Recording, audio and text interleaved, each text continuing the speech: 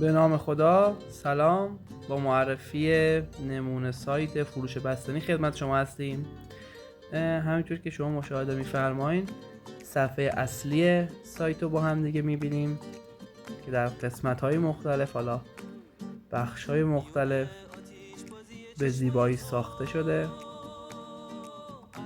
قسمت مقالات و قسمت انتهایی صفحه اصلی. در نوار منوی فروشگاه رو داریم. توی فروشگاه ما محصولات رو میبینیم و حالا قیمتاشون و سایر مشخصات.